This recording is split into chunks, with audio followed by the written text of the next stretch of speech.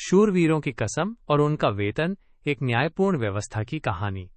नमस्कार दोस्तों, आज हम एक बहुत ही खास कहानी सुनेंगे जो हमें बताती है कि कैसे युद्ध के शूरवीरों की सेवा का सम्मान किया गया और उनकी पेंशन की व्यवस्था कैसे उनके कर्तव्य और ईमानदारी से जुड़ी हुई थी। इस कहानी में हमारे मुख्य पात्र हैं खजांची, शूरवीर और लेखा परीक्षक। ये तीनों मिलकर एक ऐसी व्यवस्था चलाते हैं जो न केवल सम्मान देती है बल्कि जिम्मेदारी भी सिखाती है। हम बात कर रहे हैं उस समय की जब महाभारत के युद्ध से कुछ साल बीत चुके थे। उस दौर में राज्य के खजांची का काम था शूरवीरों को उनकी सेवाओं के बदले पेंशन देना। लेकिन यह पेंशन सिर्फ एक पुरस्कार नहीं थी बल्कि एक शर्त थी। शूरवीर को शपथ लेनी होती थी कि वे कभी भी डाकुओं या अपराधियों के साथ नहीं जुड़ेंगे। ये कसम थी उनकी गरिमा की रखवाली। अब सोचिए, अगर कोई शूरवीर इस कसम को तोड़ता तो क्या होता। उस समय कोई गुप्त सजा नहीं होती थी, बल्कि पूरे गांव की सभा में सार्वजनिक तौर पर उसकी समीक्षा होती थी। इस प्रक्रिया में शामिल होते थे लेखा परीक्षक, जो जांच करते कि क्या शूरवीर ने अपनी कसम तोड़ी है या नहीं। ये समीक्षा पूरी तरह पारदर्शी होती थी ताकि किसी को भी शक न हो और समाज में विश्वास बना रहे।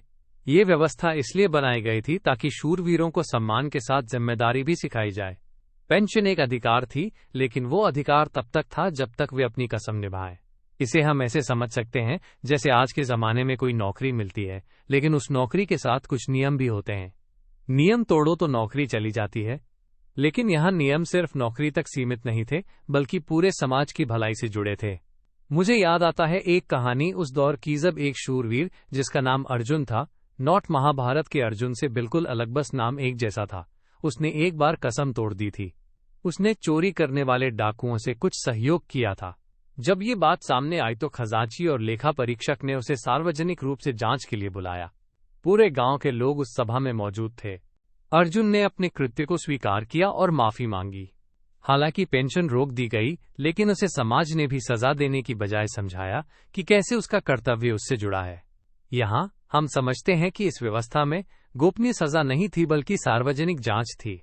इसका मतलब था कि शूरवीर अपनी गलती को छिपा नहीं सकता था और समाज के सामने अपनी ईमानदारी साबित कर सकता था।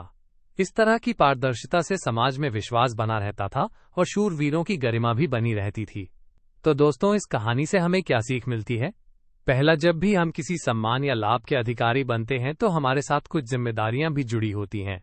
दूसरा, गलतियों को छुपाना या गुप्त रूप से सजा देना कभी सही नहीं होता। तीसरा, जब किसी की गलती सामने आती है तो उसे सम्मान के साथ सार्वजनिक चर्चा के जरिए सुधारा जाना चाहिए ताकि हर एक व्यक्ति को सही संदेश मिले।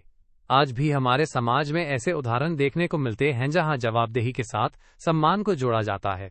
जैसे स्कूल में जब बच्चे कोई नियम तोड़ते हैं तो टीचर उन्हें डांटने के बजाय समझाती है, या ऑफिस में जब कोई गलती करता है तो उसकी जांच पारदर्शी तरीके से होती है। इसी तरह युद्ध के शूरवीरों की पेंशन का नियम भी एक सीख है कि जिम्मेदारी और सम्मान साथ साथ चलते हैं। तो अगली बार जब आप किसी को सम्मान दें तो याद रखिए कि उस सम्मान के पीछे उसकी जिम्मेदारी भी होती है। और जब कोई गलती करे तो उसे छुपाने के बजाय खुले दिल से उसका सामना करने में ही असली सम्मान और न्याय है। यही थी आज की कहानी, शूरवीरों की कसम और उनकी पेंशन की न्यायपूर्ण व्यवस्था। उम्मीद है आपको ये कहानी पसंद आई होगी और इससे कुछ नई बातें सीखने को मिली होंगी। फिर मिलेंगे एक नई कहानी के साथ, तब तक के लिए नमस्कार।